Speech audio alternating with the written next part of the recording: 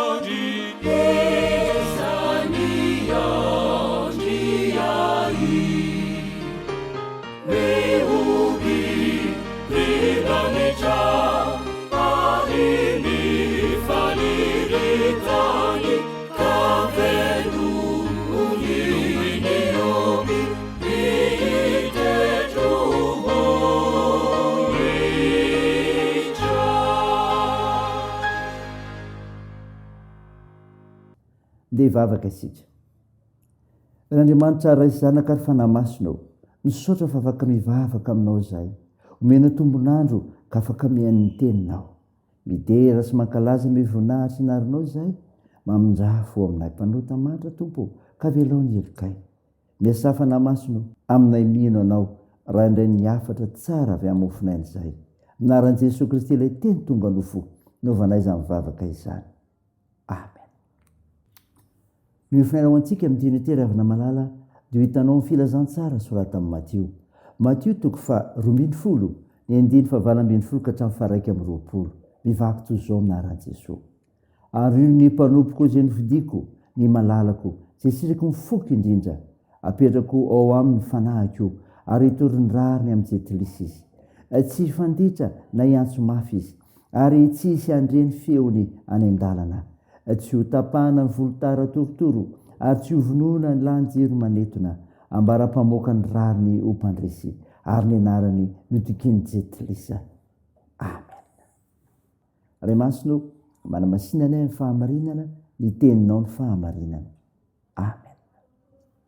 Ravana malala ao aminao ny fiadanalay Jesosy Kristy tonga monjy izao tontolo izao, amonjy anao indrindra koa. Nofinaina ao antsika anio ka noronetsika teo.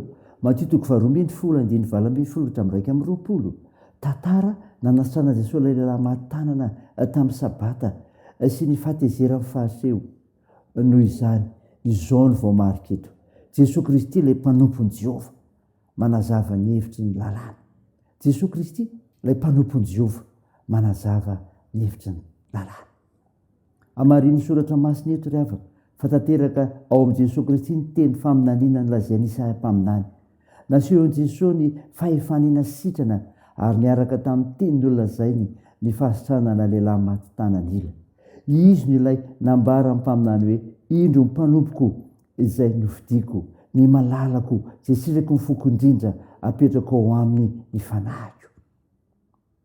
Andro sabaty io andro io nahitsiny ny fiheverany dison'ireo fariseho momba ny hevitry ny sabata ary hitory ny rariny amin'ny jetilisa izy.